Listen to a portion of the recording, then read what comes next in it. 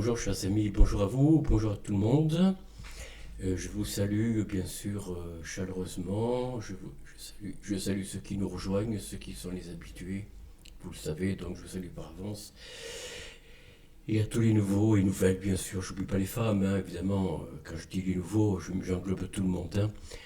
Alors voilà, ce matin, on fait une nouvelle vidéo qui j'espère va vous plaire. Et on va envoyer, si vous le voulez bien, tout de suite le générique dont j'espère que vous l'entendrez parce que j'ai changé comment ça s'appelle, une présentation audio. Je ne sais pas ce que ça va donner. Pardonnez-moi par avance, hein. Allons-y. Alors attendez, qu'est-ce que je fais là? Non, c'est pas ça.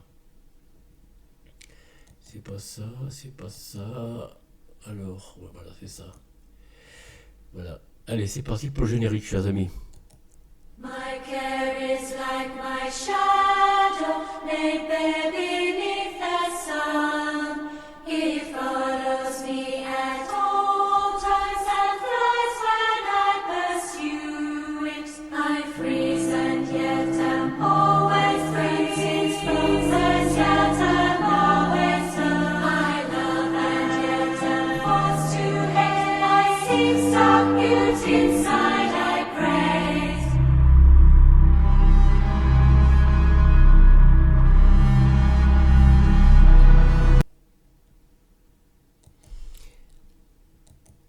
Voilà, chers amis, donc nous voici ensemble pour cette petite vidéo. Elle va être assez courte, hein, je ne vous cache pas que je n'ai pas beaucoup de sujets à vous offrir. L'actualité, on en parlera peut-être un petit peu après, je ne sais pas. Enfin, nous verrons. Au fil à mesure, nous verrons bien. Alors, nous allons continuer un petit peu l'histoire des rois. Alors, c'est le dernier roi des Mérovingiens dont ce matin nous allons parler. Alors, c'est où ça? C'est pas ça, c'est pas ça, c'est ça, voilà. Alors, il s'agit de Childéric III. Alors, d'abord, je vous rappelle, chers amis, et surtout pour les nouveaux, et je le rappelle pour les anciens qui ne l'ont pas encore fait, abonnez-vous, mettez-moi un pouce en haut, en bas, voilà comme vous voulez. Partagez cette vidéo et surtout faites-moi des commentaires. Donnez-moi des commentaires. Dites-moi quelque chose, écrivez-moi quelque chose, je vous en supplie. Non, allez, j'arrête de plaisanter. Voilà, partagez cette vidéo, abonnez-vous, activez la clochette si vous souhaitez que vous faites grandir la chaîne et en même temps, si vous souhaitez les recevoir en première avant tout le monde, hein, avant tous les autres. Alors ce matin, le roi Childéric III, qui est le dernier, il est appelé le roi feignant. Je me méfie un petit peu des appellations, surtout que c'est écrit, comme je vous l'ai dit, par des religieux. Alors je n'ai rien contre la religion, je vous préviens tout de suite. Chers amis croyants qui m'écoutaient, qui me suivaient, je n'ai rien contre la foi chrétienne en soi, pour ceux qui y croient, du moins. Je ne parle pas de la foi elle-même, je ne parle pas de la religion, je parle de ceux qui y croient. Je respecte totalement la foi de chacun. Ici, il ne s'agit pas de mettre en cause la manière dont on doit croire et ce que l'on doit croire. Chacun est libre de croire ce qu'il veut. Ça fait partie de la démocratie, pardon. Je tenais à le dire. Voilà, c'est pas du tout un jugement que je fais à ceux qui, voilà, sont croyants, que ce soit l'une ou l'autre des trois ou quatre. Il y a trois religions abrahamiques, après il y a d'autres croyances, hein. Voilà, je laisse à chacun le soin de croire, que ce soit les bouddhistes, que ce soit les chrétiens, que ce soit peu importe. Chacun est libre de croire, de trouver son chemin, comme l'on dit. Alors, nous allons parler du roi Childéric III. Childéric, oui, Childéric. Alors, il y a des Childéric et des Childéric. Moi, je ne comprends pas. J'ai dû faire des erreurs parfois dans les titres et les descriptions. Alors, quels sont ces titres à ce roi? Il est roi des Francs. Bon, ça, vous l'aurez compris. 743 751, c'est 8 ans de règne. Donc roi des Francs 1, bien sûr, prédécesseur interrègne, donc Thierry IV, entre guillemets, et successeur Pépin le Bref. Alors on va parler des Pépinides dans un instant si vous le voulez bien, chers amis. Alors la biographie, quelle est-elle? Titre complet, roi des Francs de Neustrie, de Bourgogne et d'Austrasie. Pas d'Austrasie, mais d'Austrasie, pardon. Dynastie des Mérovingiens, bien sûr. Date de naissance vers 740. Date de décès vers 754-755. père Chilpéric, oui, voilà, c'est ça, Chilpéric II, enfant, Thierry et religion, catholicisme, bien sûr, hein.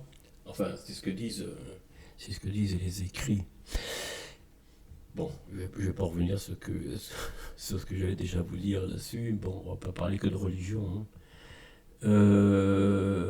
Alors, né vers 714 et mort vers 755, on l'a dit, enfermé dans l'abbaye de Saint-Bertin de Saint-Omer. Saint-Bertin de Saint-Omer, c'est où ça? C'est chez nous, bien sûr, mais dans le Pas-de-Calais. Alors, roi des Francs, de Neustrie, de Bourgogne et d'Austrasie, de 1643 à 1651. Il est déposé par le maire du palais, Pépin III.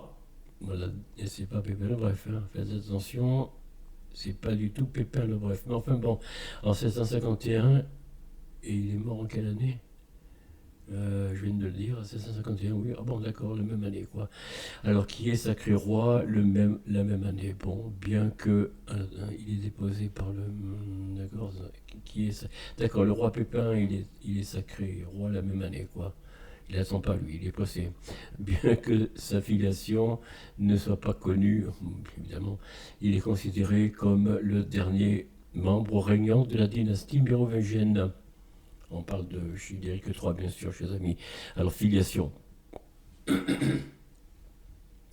Aucun texte contemporain ne donne sa filiation. Cette indigence de source vient d'une part de ce que le Liber Historiae Francorum s'achève en 725, ah oui, effectivement, et d'autre part de ce que la continuation de la chronique de Frédéric, écrite par Childebrand,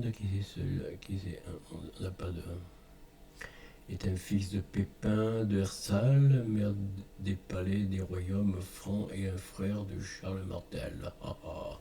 Un oncle de Pépin le Bref passe avec une grande discrétion sur cet événement, évidemment. Les dynasties, ils se font pas de cadeaux, hein. Ils vont pas donner des...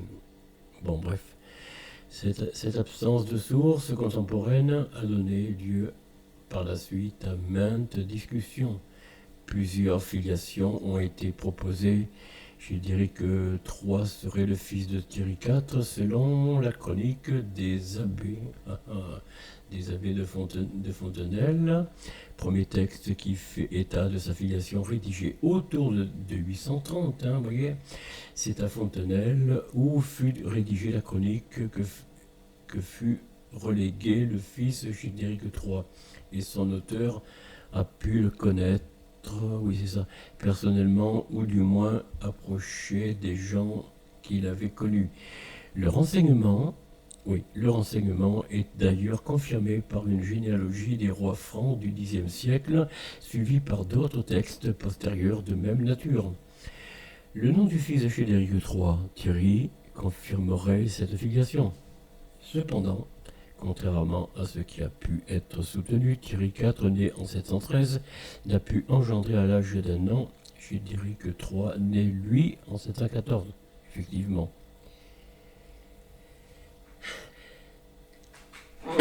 Excusez-moi. Childéric III serait le fils de Dagobert III et le frère de Thierry IV, selon Adhémar de Chabannes. Bon, on a déjà vu cet homme. Adhémarus Engolismesis, né vers 989 dans la Creuse et mort en 1034 en Palestine, était moine, chroniqueur et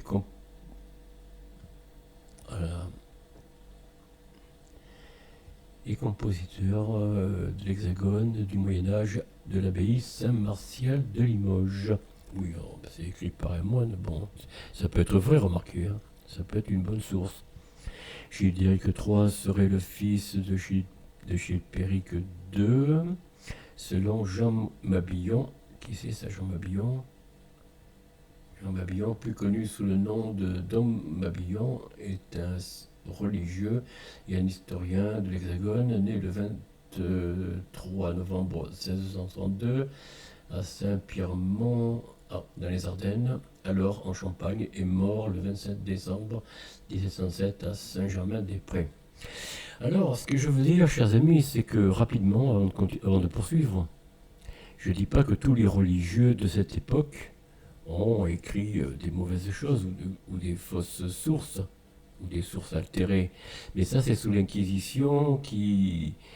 Même des œuvres religieuses sous l'Inquisition ont été brûlées, je vous rappelle.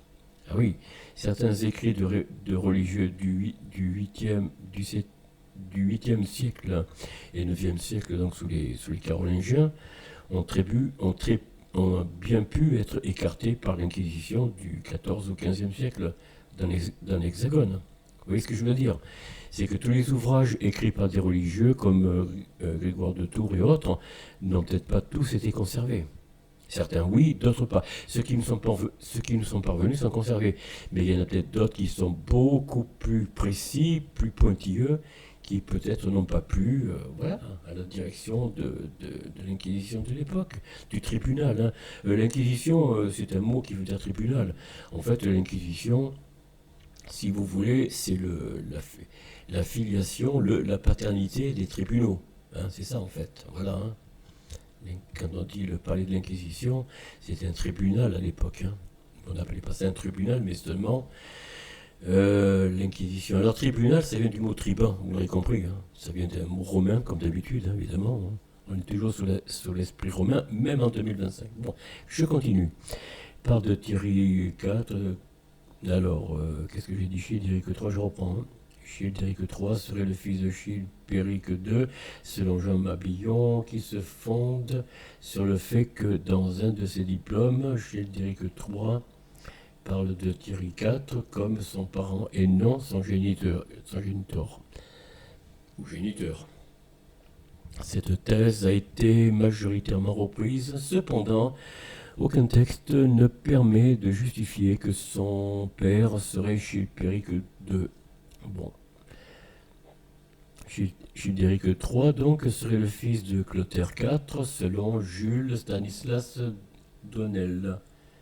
Alors, qui est cet homme né à Moulins le 8 décembre 1842 et mort à Carcassonne le 16 mars 1902, est un archiviste et occultiste de l'Hexagone. Il est le fondateur en 1890 de l'église gnostique de France, enfin de l'Hexagone, qui se fonde sur des diplômes dans lesquels Childéric parle de son Subrimus, le roi d'Agobert III, Léon le Vilain, qui c'est ça, Léon le Vilain, né le 12 septembre 1870 à Deauville, dans le Calvados, et mort le 16 janvier 1952, quand même, à Paris, est un historien de l'Hexagone, ancien élève de l'école. Bon. Alors, où j'en suis là? Léon le Vilain, donc je viens de dire, contesta vigoureusement cette thèse au motif que Subrimus ne signifiait pas nécessairement cousin germain et que les diplômes invoqués étant des reprises d'un acte de Childéric II, c'est à ce roi qu'il conviendrait d'attribuer la parenté invoquée avec Dagobert III. Bien. Alors, la biographie, que voici un petit peu le portrait du roi, du dernier roi. Donc, hein, apparemment, si je comprends bien, Childéric III, voilà, vu d'artiste de Jean de Sier, 1676-1763. Je lis en même temps que vous, hein, chers amis, j'espère que vous suivez, que vous lisez, ou alors vous écoutez, c'est aussi bien. Mais enfin, en lisant, vous confirmez ou pas ce que je dis. Hein. Alors, après la mort de Thierry IV en 1637, le maire du palais austrasien Charles Martel se refuse à installer un hypothétique descendant de Clovis Ier sur le trône. Ça, on avait vu ça. Il le laisse vacant pendant les 7 années d'interrègne. Tous les documents officiels sont datés de l'année 737. Ouais. Alors, Charles Martel a sans doute l'intention de faire traîner les choses le plus longtemps possible, jusqu'à ce qu'il se sente suffisamment fort pour franchir le pas et se proclamer roi. Mais il meurt en 741 avant d'accomplir ce dessein. Alors, qu'est-ce qu'il dit là? Les Capétiens. Non, ça n'a pas grand-chose à voir.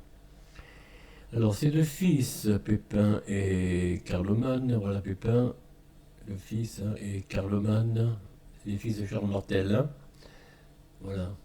Carloman, mais on verra ça quand on en sera à ce roi.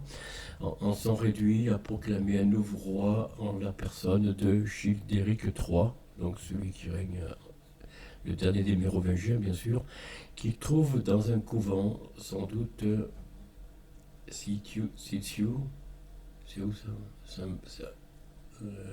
l'abbaye Saint-Bertin est une ancienne abbaye bénédictine située à Saint-Omer, oui, Pas-de-Calais, fondée au 8e siècle par l'évêque de Thérouanne, sous le nom d'abbaye de Situ, je sais pas comment on dit. Hein. Voilà, excusez-moi, mais je ne sais pas comment on prononce actuellement Saint-Omer, bon, où certains historiens supposent que Charles l'aurait relégué, Charles Martel. Hein. Alors Childéric est donc placé sur le trône entre le 15 février et mars 743 par Pépin le Bref, sans doute pour plaire à l'aristocratie partisane de l'ancienne dynastie franque, car le clergé et plusieurs peuples qu'il tient en soumission mettent en cause sa légitimité. Eh oui, voilà, c'est ce que je vous dis, le clergé bouscule les nouveaux arrivants du palais, en fait. Hein.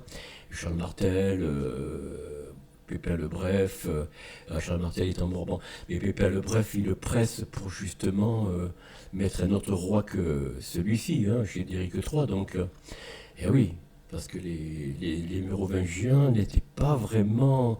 C'est pas qu'ils n'étaient pas favorables à l'Église ou à la religion, mais ils ne voulaient pas la mettre en avant, si vous voulez.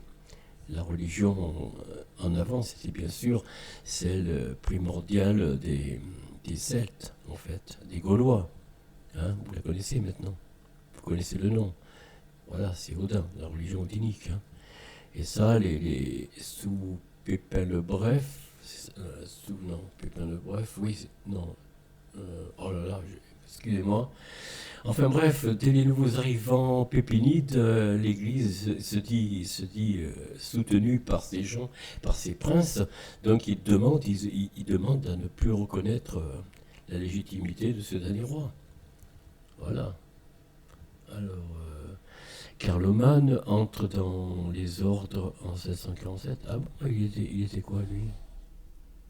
Carloman, né vers 710, mort selon les sources le 17 août ou le 4 décembre 754 à Vienne, était un aristocrate franc de la famille carolingienne, d'accord, fils de Charles Martel, voilà, et frère de Pépin le Bref, maire du palais, d'accord, de 1641 à 1647. Oui, bon, entre dans les ordres.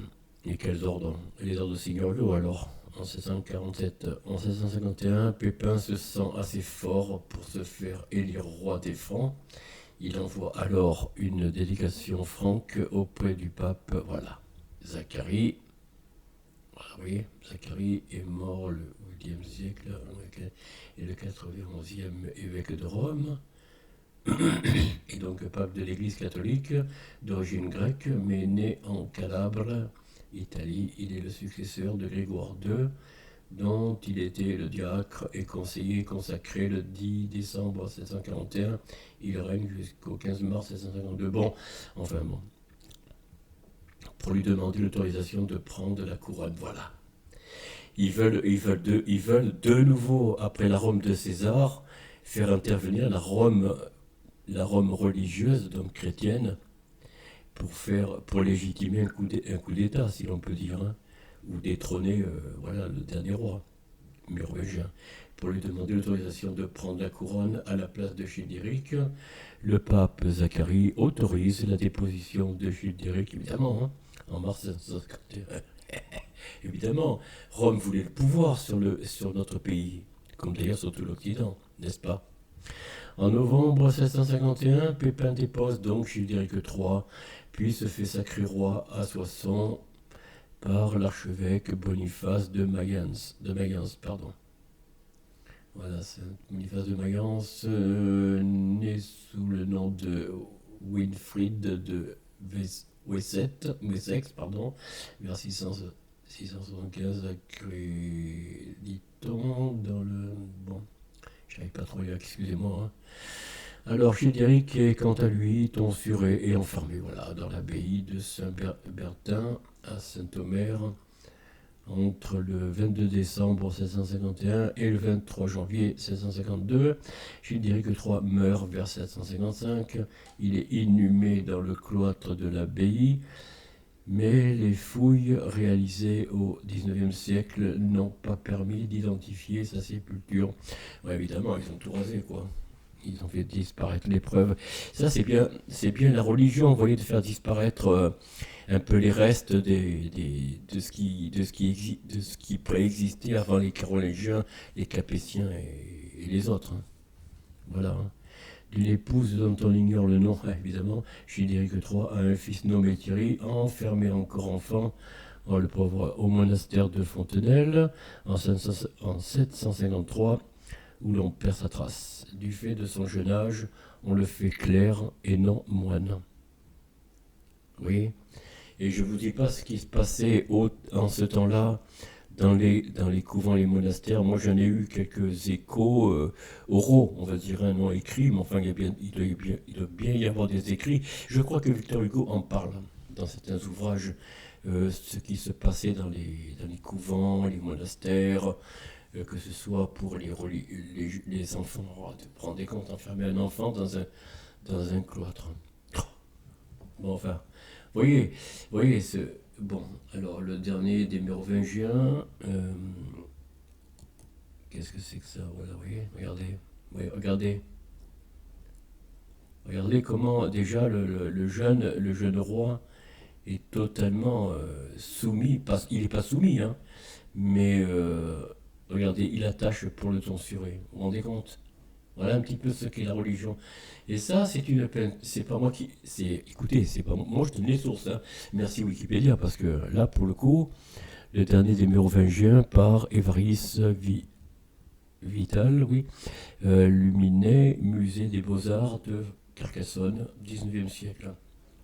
Alors, vous voyez, il a fallu la Révolution. Bon, remarquez ce que la Révolution nous a apporté. On voit aujourd'hui les effets aussi, il faut dire.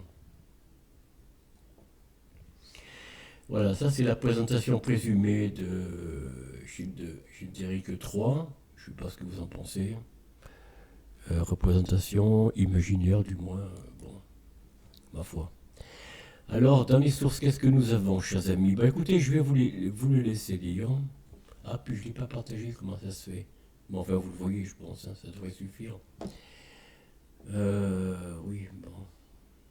Attendez, je vais quand même le mettre, voilà. Oui, j'aurais dû faire ça déjà au départ. Je vous ai un petit peu décrit le... Oui, pardonnez-moi, je n'ai pas partagé l'écran. J'aurais dû le faire aussi. Voilà, bon, écoutez, vous le lisez. Bon, la source, c'est Wikipédia. Il s'agit de la biographie de Childéric III, dont je viens de vous parler. Alors, en résumé, on va finir par les sources, hein, si vous voulez. Les sources, alors, c'est Vie du duc Pépin l'Ancien vers 760. Ça, c'est la source écrite par Pépin. Anna d'Eguinbar vers 802. Vie de Charles le Grand d'Eguinard, pardon, pas d'Eguinbar, d'Eguinard vers 830. Bon, après, c'est les notes, hein, ça n'a pas une grande importance. Bon, écoutez, chers amis, je ne vais pas revenir aux explications que je vous ai données, mais je vous donne la page en partage un peu à l'envers, quoi. Donc ça, c'est moi, là, je ne vais pas le remettre. On va s'arrêter là, non? Qu'est-ce que vous en pensez? Non, on le remet. Ah, c'est compliqué, hein. C'est compliqué. Alors, non, là, on revient là. Ah oui, voilà. Non, c'est pas ça. Ah.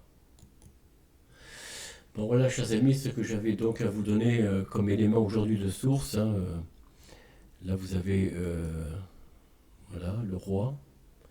Alors, si l'on regarde bien un petit peu la description, regardez, il n'y a pas de fleur de lys, il n'y a rien. Il n'y a aucun symbole chrétien. Voilà, regardez. Roi de Francie peut-être, hein, voilà. Je remets les... Voilà, là je vous donne la gravure, enfin l'image. Regardez, il est attaché. Vous vous rendez compte? Ça c'est au 19e siècle, alors c'est peut-être sous Victor Hugo, je sais pas quelle est la source. Enfin non, c'est pas lui il n'a pas peint, il n'a pas fait la peinture, mais il en a parlé Victor Hugo dans un des ouvrages. Il en a tellement fait, je ne saurais pas vous donner la source, mais il a fait des écrits dénonçant l'Église. Hein. Vous regardez déjà Notre-Dame de Paris, le bossu, c'est Notre-Dame de Paris, non, Notre-Dame de Paris, ou alors pas le bossu, mais oui le bossu je crois. Le bossu, c'est une, voilà, c'est une, comment dire, c'est une présentation codée, on va dire, de ce que Victor Hugo voulait faire passer comme message sur la religion. Alors évidemment, de son temps, au 19e siècle, la religion était puissante dans notre pays, l'Hexagone, hein, vous le savez. Donc on ne pouvait pas trop non plus, voilà. Parce que bon, ben, écoutez, là, qu'est-ce que je fais là? Je vais laisser là. Bon, nous allons revenir un petit peu en arrière. Nous revenons, alors nous avons parlé de ce dernier roi qui est ici, hein, Childéric III, dit le fainéant, je ne sais pas pourquoi d'ailleurs, descendance incertaine, placé sur le trône par le maire du palais Pépin, le bref, vous voyez, déjà le fils de Charles Martel. Hein. Donc c'était déjà les deux, trois derniers rois, comme je vous l'ai dit, hein.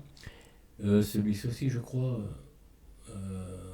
oui, maire du palais Réfol. Alors, qui était-il ce chef militaire et politique franc qui fut maire du palais de Neustrid? Alors je ne sais pas si c'était un pépinier. Alors à partir d'ici, voilà, nous avons à partir de Clotaire IV, je crois, nous avons les maires du palais qui sont les pipinides, pardon, on ne dit pas les pépinides, hein, c'est les pipinides, excusez-moi. Voilà, vous voyez, regardez. Par Charles Martel lui-même, il a été placé par Charles Martel. Celui-ci, Clotaire IV. Alors celui-ci, Thierry IV, l'avant-dernier, il a été placé aussi par Charles Martel. Et puis bien sûr, Childéric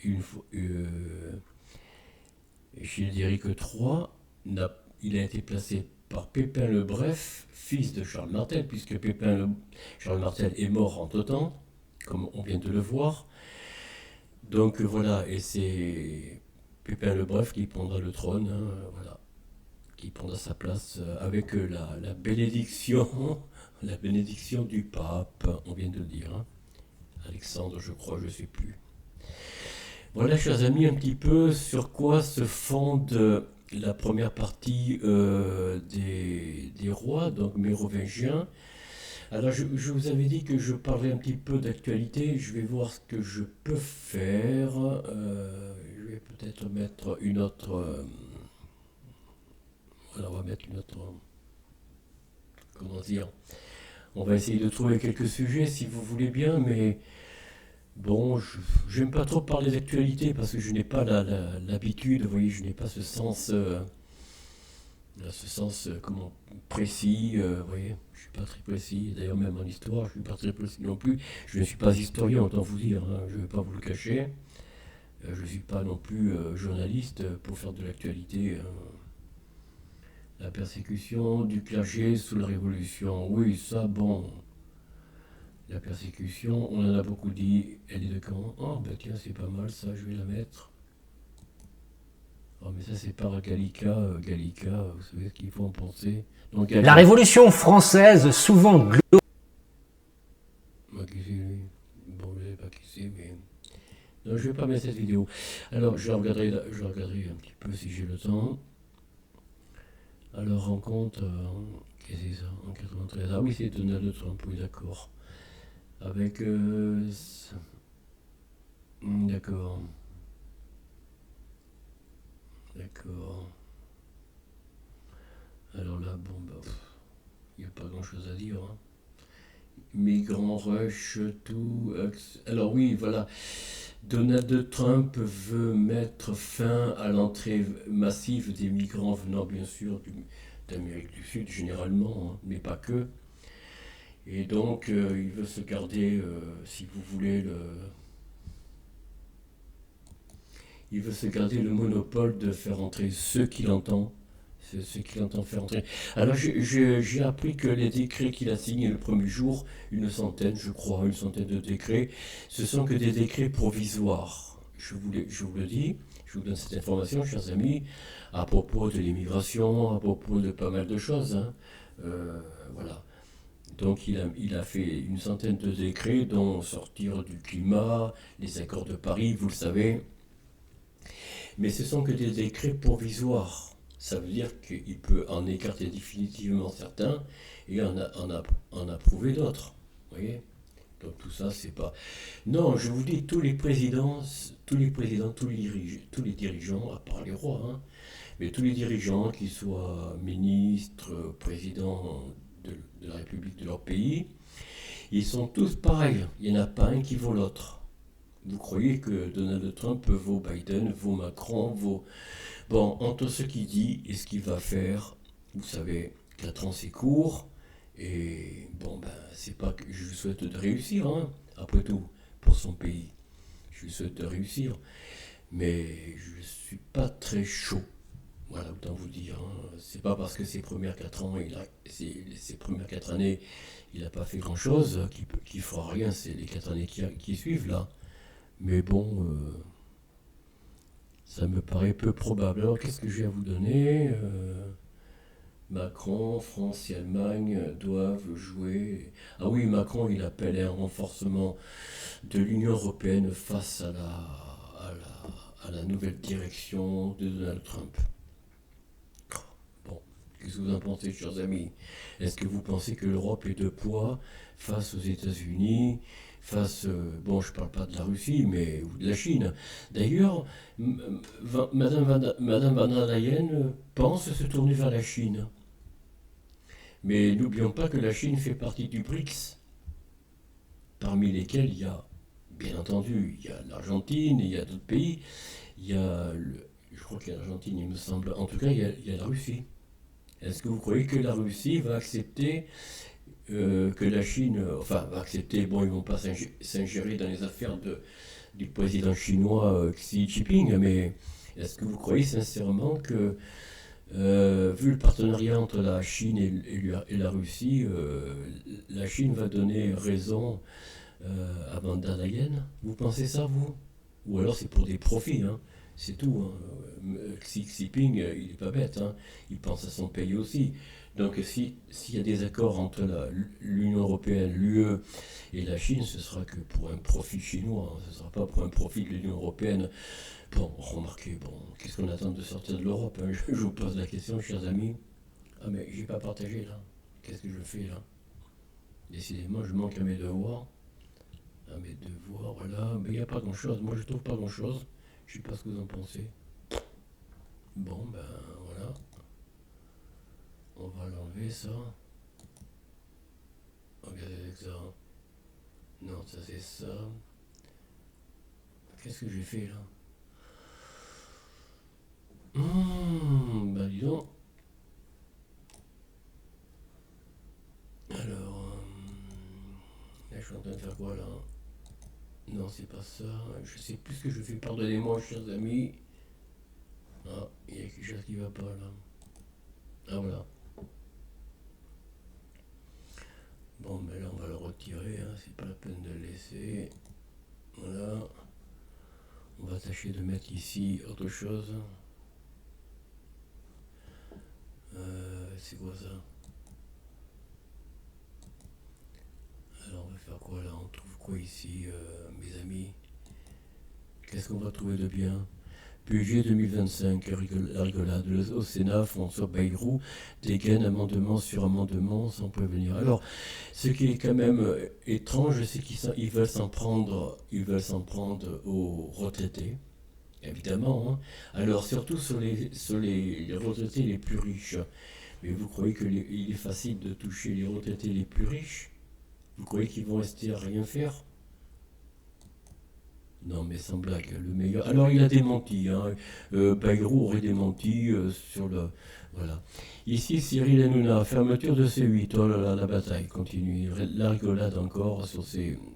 Bon, les comédiens temporels, bien sûr. L'homme, Prada explore l'élégance sauvage et sophistiquée. Bon, passons. Municipal anticipé à Francheville. L'ex-maire, bon, pas grand-chose à dire. Mort de Bertrand Blier, bon, ben, ma foi, hein. Alors, je vis dans une maison de 120 mètres carrés. Voici le montant de ma facture d'électricité. Ben oui, mais bon. Oui, avec French Bee, oui, bon, d'accord. Le tableau. La présidente du Louvre alerte Rachida Dati sur l'état du musée, bien sûr. Que va faire Rachida Dati? Conversion de la centrale thermique de Saint-Avold. D'accord. Bon, j'ai pas grand-chose, hein. Soupçon de financement libyen. Bon, ça c'est le procès Nicolas Sarkozy qui se poursuit. On va pas rentrer dans le débat. Prix des billets de train, le TGV est un mode de transport, surtout emprunté par les plus riches. Ah bon? Bah c'est faux ça. Ça c'est faux. C'est faux. Moi je l'ai pris, je suis pas riche, j'ai plus de TGV. Attendez, qu'est-ce qu'il a dit là? Je sais pas bien. Le prix des billets TGV est un mode de n'importe quoi. ZFE, le président de cette grande métropole, réclame des contrôles des automobilistes. Oh là là là là, fraude bancaire, attention, nanana. Bon, toujours la peur, la peur, la peur, la peur, la peur. On vous fait toujours peur, chers amis. Soyez simplement vigilants, mes amis, et puis tout ira bien. Il n'y a pas lieu de s'en faire, quand même. Bon, je dis pas que... Une nouvelle première classe de luxe à la SNCF. Plus ils augmentent les prix, plus ils prennent le TGV. Oh bah tiens, c'est pas mal ça. Qu'est-ce que vous en pensez, vous, chers amis? Allez, on va lire un peu, on va s'amuser, non? Vous croyez pas? Alors? Oh là là. Ça, c'est les chiffrements de Windows, c'est pénible, hein. Alors, oui, bon, je sais bien, mon ordinateur n'est pas tout nouveau non plus, hein. Une nouvelle première classe de luxe à la SNCF, plus ils augmentent les prix, plus ils remplissent. Ben, c'est que les gens, ils ne veulent pas être dérangés dans certaines voitures, TGV ou pas, hein, ou TER, où il y a des gens parfois, c'est à la limite, c'est un peu limite, hein. Je ne vais pas vous dire d'où ils viennent, mais vous m'avez compris, hein, il y en a qui ne savent pas se tenir, quoi. Alors après, voilà, plus les prix sont élevés, moins les gens les plus dérangeants, pas les plus dérangeants, mais les, comment dire, on va dire les moins, je sais pas comment vous dire ça, sans tomber dans la discrimination. Enfin bon, si vous voulez de la tranquillité, ben oui, il faut payer un peu plus. Et c'est vers ça qu'on nous pousse, hein. Faites bien attention à ça. La SNCF veut présenter une nouvelle offre, première classe de luxe, notamment sur les TGV de la ligne Paris-Lyon. Bon, ça, afin de concurrencer Trenitalia. Ah oui, la concurrence, qu'est-ce que vous en pensez, chers amis, sur... bon, je l'enlève, c'est pas la peine de... Bah, qu'est-ce que je fais là? Bon...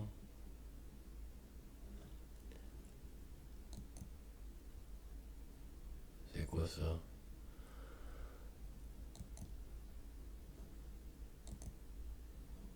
Je le retire. Non, je retire rien pour l'instant parce que j'ai peur de faire des bêtises. Voilà, bon, ben il n'y a rien d'autre, je ne trouverai. Alors attendez, face à face, alors regardez Macron. Non, il est bien, hein? Oh oui. Alors, ben écoutez, voilà, chers amis, j'ai pas grand chose à vous donner. Je suis désolé. Ah ben, j'ai même pas mis le. Voilà. Bon,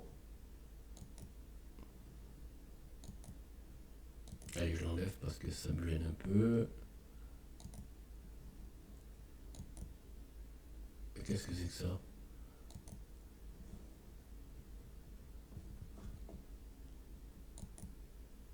Ah d'accord, j'ai fait une erreur. Je m'en doutais. Mais oui, du coup, maintenant je suis... Ah oui, d'accord. Ah oui, oui, du coup, je suis embêté là. J'ai fait une erreur. Bon, ben, je vais recommencer. C'est pour ça que j'aurais dû rien enlever. Bon.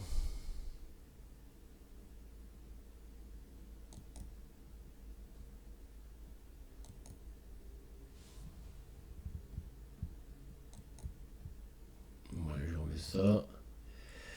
Mais nous n'allons pas ici encore, chers amis. Maintenant, nous revenons un petit peu sur la page de... Bon, oui, ça c'est moins, d'accord. Voilà, chers amis, la vidéo va s'arrêter là. Excusez-moi, je ne suis pas très adroit, hein, j'avoue que... Bon. Voilà, non, décidément. Voilà, donc nous revenons au point de départ, en quelque sorte, avant de repasser le générique et de mettre la vidéo pour la dernière. Voilà, je vous souhaite quand même une bonne journée, chers amis. Soyez heureux en famille, soyez heureux avec les membres de votre famille, que vous ayez vos parents ou vos enfants auprès de vous. Ben, écoutez, vivez heureux, hein, vivez heureux le plus longtemps possible. Hein. Soyez heureux avec vos amis aussi, hein, c'est une seconde famille, comme je le dis tout le temps. Hein. Et puis soyez heureux avec ceux de sur votre lieu de travail ou sur vos rencontres, si vous êtes à la recherche d'emploi ou pour d'autres raisons. Écoutez, je ne vais pas ici... Voilà.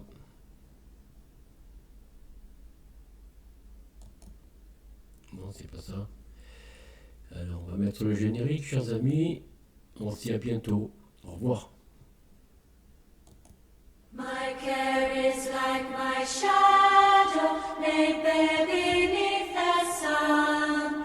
He follows me at all times and flies when I pursue it. I freeze and yet am always free. Springs and yet am always done. I love and yet am forced to hate. I seek